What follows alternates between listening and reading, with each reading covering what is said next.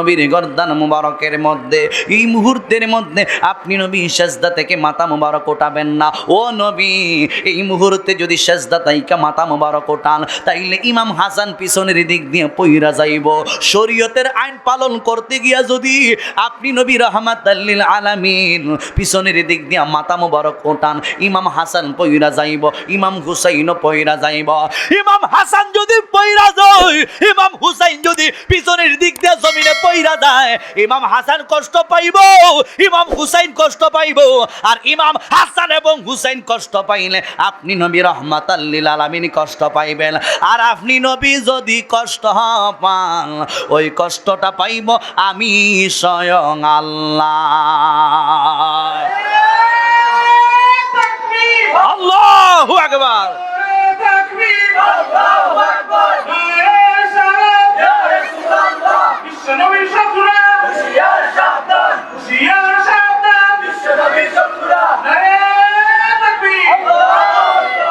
সকল বলি মারহাবা।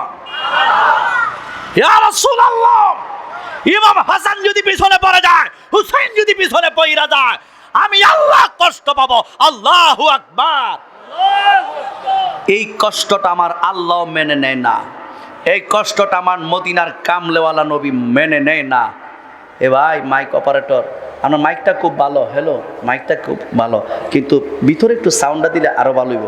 সাউন্ড কিন্তু মাশাআল্লাহ, একটু ভিতরে সাউন্ড দিলে, অর্থাৎ আমার কানে আর কি। আপনারা তো ঠিক আছে, ও আমার কানে, তাহলে বক্স একটু ঘুরাই দিবেন নাকি? একটা বক্স ঘুরাই দিলেন। সকলেই মুহাম্মদে দুরূদ শরীফ পড়েন। আল্লাহুম্মা, আল্লাহ তো না, এটা আমার এখানে আইবা, আমার দিকে, আমার দিকে আইবা। এই দুরূদ শরীফ পড় কষ্ট হইতেছে, কষ্ট হইতেছো? একটু একটু সারেন না, কন্ট্রোল একটু সারেন না। এটা তো আল্লাহর মহব্বতে, রাসূলের মহব্বতে, কথা বলুন ঠিক না বেঠিক? দুরূদ শরীফ পড়ে কে? আর জোরে কন্যাক পড়ে কে? দুরূদ শরীফ পড়ে আল্লাহ আমার নবীকে সালাম দেয়। আল্লাহ যেই কাজটা আল্লাহ করে, এই কাজটা ইমানদারেরা করে, কথা কোন ঠিক না বেঠিক? আরে মুহাম্মদে বলেন আল্লাহুম্মা সাল্লি আলা সাইয়্যিদিনা মাওলানা মুহাম্মদ ওয়া আলা আলি সাইয়্যিদিনা মাওলানা। তোমারি জন্যে মন কাঁদে, আঁকি কাঁদে, ভুবন কাঁদে, শুধু বেদনায় হৃদয়ে আমার বাসা বাঁধে অনুরাগে। আল্লাহুম্মা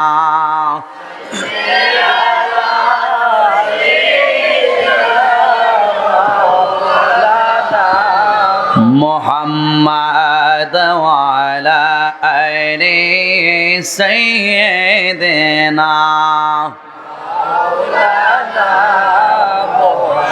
আমার যুবক ভাইরা, হে মুরব্বি বাবাজিরা গো, আল্লাহর প্রিয় নবী সাল্লাল্লাহু আলাইহি ওয়াসাল্লাম নামাজ পড়তে গিয়ে যেই হাসান এবং হুসাইন আমার নবীর গর্দান মুবারকের মধ্যে বসে যাইতেন, আমার নবী এতই ভালোবাসতেন, আমার নবী সেজদা থেকে মাথা মুবারক ওঠান নাই, তাইলে ওই নবীর আওলাদে রাসূল, ওই নবীর প্রিয় দৌহিত্র ইমাম হুসাইন রাদিয়াল্লাহু তাআলা আনহুর গলার মধ্যে যারা ছুরি চালাইছে, ওই মানুষগুলা কিন্তু বৌদ্ধ নয়, ওই মানুষগুলা কিন্তু হিন্দু নয়, ওই মানুষগুলা কিন্তু অন্য কোনো ধর্মের নয়। আপনার আমার মতন তারাও ছিল মুসলমান, তারাও বেশি বেশি করে কোরআন তেলাওয়াত করত, তারাও তাদের মাথার মধ্যে টুপি লাগাইতো, তারাও তাদের শরীরের মধ্যে পাঞ্জাবি লাগাইতো, তারাও ডিলাকুলুক মেসওয়াক করত, তারাও আমার নবী সাল্লাল্লাহু আলাইহি ওয়াসাল্লামের মহব্বত রাখত, কিন্তু পাক পাঞ্জাতনের মহব্বত তাদের অন্তরের মধ্যে ছিল না। চিল্লে সকলে বলুন ঠিক না বেঠে?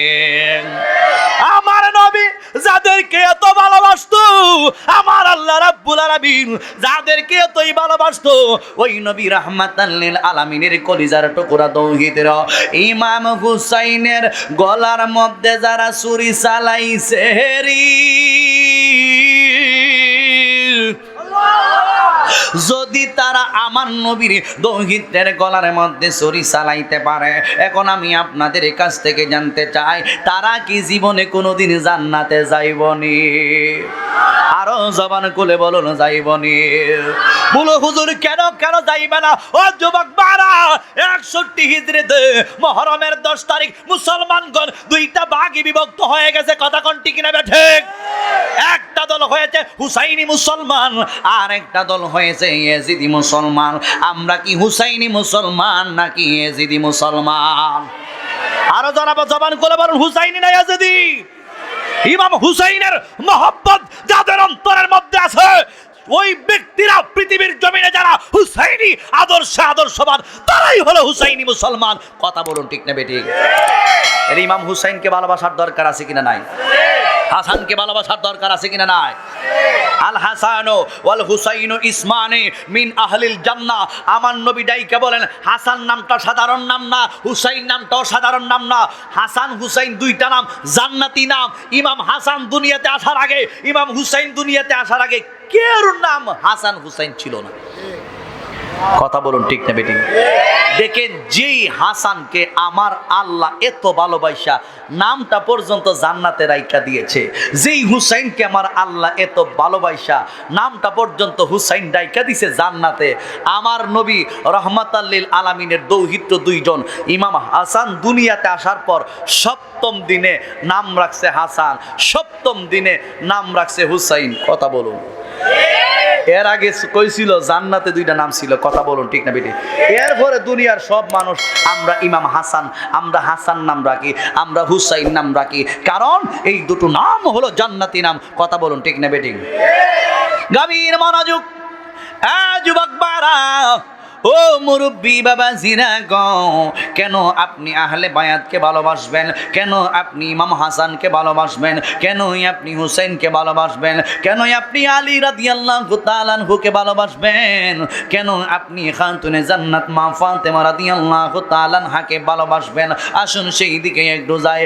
যুবক, ও মুরব্বী বাবা জিরা গো, আসুন সামনের দিকে যাই। আমার আল্লাহ রাব্বুল আলামিন কাদেরকে ভালোবাসার কথা বলেছেন? আল্লাহর প্রিয় নবী সাল্লাল্লাহু আলাইহি ওয়াসাল্লাম একদিন সুন্দর একখানা চাদর মোবারক পরিধান করে বসে আছেন। ইন্দিমেন টাইমে আমার নবীর কলিজার টুকরা কন্যা খাতুনে জান্নাত মা ফাতেমা, চিল্লায়া বলুন না সুবহানাল্লাহ। খাতুনে জান্নাত, বেহেশতের সমস্ত রমণীদের সম্রাজ্ঞী হলো ফাতেমা রাদিয়াল্লাহু তাআলা আনহা। কথা বলুন ঠিক না বেটি?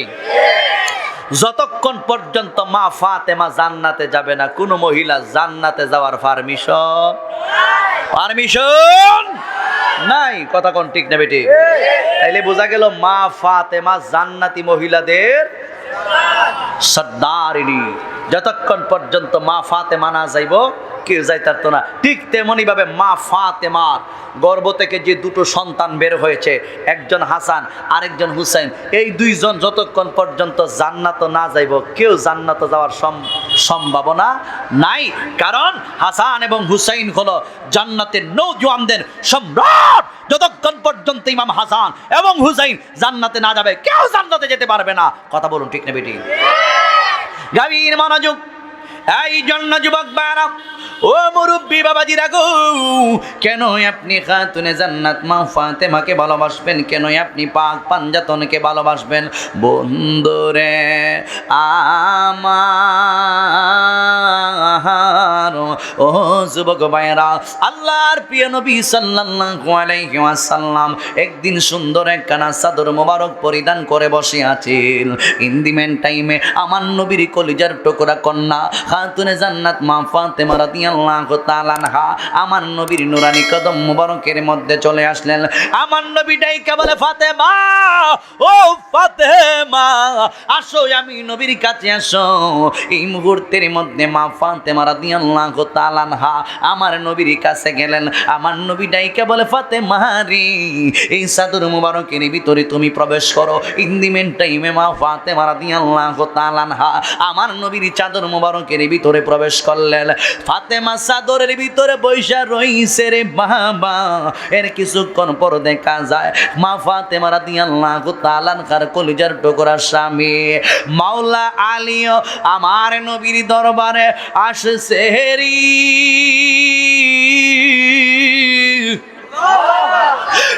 যুবকের দল, আল্লাহর প্রিয় নবী সাল্লাল্লাহু আলাইহি ওয়াসাল্লাম যখন আলী রাদিয়াল্লাহু তাআলা আনহুকে দেখলেন, আমার নবী ডাইকা বলে, আলী রে, তুমিও এই চাদর মুবারকের ভিতরে প্রবেশ করো। মাওলা আলী রাদিয়াল্লাহু তাআলা আনহু এই চাদর মুবারকের ভিতরে আসলেন। একদিকে ফাতেমা বৈশা রইছে, আরেকদিকে আলী বৈশা রইছে। যুবকের দল, এই মুহূর্তের মধ্যে চাদরের মুবারকের ভিতরে মোট সদস্য সংখ্যা হইল 3 জন। ওই দিক দিয়া ইমাম হাসান হুসাইন বাড়ির মধ্যে ঘোরাফেরা করে। আম্মারও তালাশ কইরা পায় না, আব্বারও তালাশ কইরা পায় না, মায়েরও পায় না, বাবারও পায় না রে যুবক।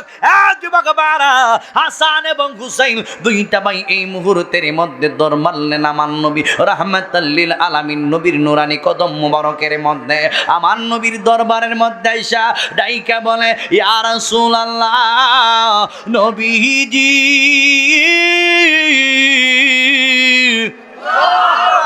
ও মায়ের নবী গো, আমরা দুই ভাই আপনি নবীর দরবারের মধ্যে ছোটাছুটি করে চলে আসছি গো নানা জান। ও নানা জান, একটা মাত্র কারণে আপনার দরবারে আসলাম, কারণ আম্মা আব্বার তালাশ করে খুঁজে পাইতেছি না। আপনি নবীর দরবারে আসছেন, ইয়া রাসূলুল্লাহ, আপনি নবীর দরবারে আমাদের আম্মা আব্বার শ্রেণী জানতে চায়। আমার নবী ডাইকা বলে, ইমাম হাসানিরি, ও প্রিয় হুসাইন, আমি নবীর কাছে আসো। ইমাম হাসান এবং হুসাইন আমার নবী রাহমাতাল লিল আলামিনের কাছে গেলেন। আমার নবী ইমাম হাসানকে মায়া করে মহব্বত করে। ইমাম হাসানের গালের মধ্যে চুমুকায়, ইমাম হুসাইনের গালের মধ্যে চুমুকায়, ইমাম হাসানের কণ্ঠের মধ্যে চুমুকায়, ইমাম হুসাইনের কণ্ঠের মধ্যে চুমুকায়। এ বন্ধু, এই মুহূর্তের মধ্যে আমার নবী ডাইকা বলে, হাসান ও হুসাইন, এই চাদর মুবারকের ভিতরে প্রবেশ করো। ইমাম হাসান এবং হুসাইন ইন্দিমেন টাইমে চাদর মুবারকের ভিতরে প্রবেশ করছে। প্রবেশ কইরা তাকায়া দেখো, ওই চাদর মুবারকের ভিতরে আব্বা এবং আম্মারও দেখা যায়। চিল্লায়া কি বলবেন না আল্লাহু আকবার? আরো জবান খুলে বলুন, ইয়া রাসূলুল্লাহ, ইয়া রাসূলুল্লাহ, ইয়া হাবিবাল্লাহ, ইয়া রাসূলুল্লাহ। আওয়াজ হবে, আওয়াজ। ইয়া রাসূলুল্লাহ, ইয়া রাসূলুল্লাহ, বলেন ইয়া রাসূলুল্লাহ, ইয়া রাসূলুল্লাহ, তুমি জীবন, তুমি মরণ, আধার গরে তুমি আপন, তুমি জীবন, তুমি মরণ, আধার গরে তুমি মোদের পাড়ের তরি, তুমি মোদের তুমি নিদানে তোরানেওয়ালা, ইয়া রাসূলুল্লাহ, ইয়া হাবিবাল্লাহ, ইয়া রাসূলুল্লাহ, ইয়া হাবিবাল্লাহ, ইয়া রাসূলুল্লাহ, ইয়া রাসূলুল্লাহ, ইয়া রাসূলুল্লাহ, তুমি মোদের আশার আলো, তাই তো তোমায় বাসি ভালো, তুমি মোদের আশার আলো, তাই তো তোমায় বাসি ভালো। হৃদয় নামের ফুলদানিতে, হৃদয় নামের গেতে রেখেছি প্রেমেরি মালা ইয়া রাসূলুল্লাহ ইয়া হাবিবাল্লাহ ইয়া রাসূলুল্লাহ ইয়া হাবিবাল্লাহ ইয়া রাসূলুল্লাহ ইয়া রাসূলুল্লাহ ইয়া রাসূলুল্লাহ সিল্লায় কি বলবেন না আল্লাহু আকবার। এখন চাদরের ভিতরে কয়জন? আরো জোরে, আরো জোরে, আল্লাহু আকবার। একটা কথা মনে রাখবেন, এই চাদরের ভিতরে যাদেরকে আমার নবী ঢুকিয়েছে এদের সম্মান আমার আল্লাহ রাব্বুল আলামিন নবীর পরে বাড়িয়ে দিয়েছেন। তোরা বলো ঠিক না বেঠে? সুবহানাল্লাহ, সুবহানাল্লাহ। যাদের সম্মান এত বেশি তাদের গলার মধ্যে ছুরি চালাইছে কিছু এজিদি মুসলমান। যাদের সম্মান এত বেশি তাদেরকে বিষ পান করাইয়া হত্যা করেছে কিছু এজিদি মুসলমান। কিসের জন্য? দুনিয়ার টাকার জন্য, পয়সার জন্য, দিনারের জন্য, দিরহামের জন্য, নেতৃত্বের জন্য। কথা বলুন ঠিক না বেটি? নেতৃত্বের জন্য, চেয়ার দখল করার জন্য আজকে কিছু বেয়াদব এখনো পর্যন্ত ইসলামটাকে ধ্বংস করে দেওয়ার জন্য এখনো পর্যন্ত ওই ষড়যন্ত্র চলছে। বলুন ঠিক না বেটি? আজকে ফিতনা হতাদের জামানা। জবান দিয়ে বলে ঈমান, জবান না দিয়ে বলে ঈমান, ঈমানের জন্য জীবন দেবো, ঈমানের জন্য জীবন দেবো, নবীর জন্য জীবন দেব, পাক পাঞ্জাতনের জন্য জীবন দেব। হাকিকতে তলে দিয়া হাতায়া দেখা যায় সিয়ার দখল করতে চাও। আরো জবান খুলে বলো ঠিক না বেটা? যারা সিয়ার দখল করার জন্য রাষ্ট্র ক্ষমতার মধ্যে যাইতে চায়, সিয়ার দখল করার জন্য মুখে মুখে ইসলাম দাবি করে, হাকিকতে মূলত অন্তরের ভিতর দিয়া সিয়ারের পায়তারা চলে। অন্তরের দিয়া যদি তারা চেয়ারের পায়তারা হয়, এই চেয়ারটার মধ্যে আমি যারা কেউ বসতে পারবে না, তাইলে তাদের দ্বারাই ইসলাম ধ্বংস হয়। এই জন্য লোভ ছেড়ে দিতে হবে। কথা কোন ঠিক না বেঠিক? জবান করে বলুন ঠিক না বেঠিক? লোভ ছেড়ে দিতে হবে, শেয়ার দখল ছেড়ে দিতে হবে, নিঃস্বার্থভাবে বিনয়ী হয়ে ইসলামের জন্য যারা রাত দিন কাজ করেছে তাদের সম্মান আমার আল্লাহ আকাশ চুম্বি করে দিয়েছেন। তুলে বলুন ঠিক না বেঠিক? মুসলমান আজকে কয়েকটা ভাগে ভাগে বিভক্ত হয়ে গেছে। আপনারা আমাদের এলাকার মধ্যে একটা ঘটনা দেখছেন, নেতাগিরির লাগিয়া আধিপত্য বিস্তার করার জন্য, চেয়ার দখল করার জন্য, তাই সেই বড় হিসাব হওয়ার জন্য আমাদের এই একজন আহলে সুন্নাত ওয়াল জামাতের সৈনিক শরীফুল ইসলাম নুরির জিহবা কেটে দিয়েছেন। ফেসবুকে ভাইরাল হয়েছে। একটা মাদ্রাসার আরবি প্রভাষক। একটা কথা মনে রাখবেন, একটা আলেম তৈরি হতে হলে 20 থেকে 30টা বছর সময় লাগে। কথা বলুন ঠিক না বেটি? একটা আলেম তৈরি হতে হলে 20 থেকে 30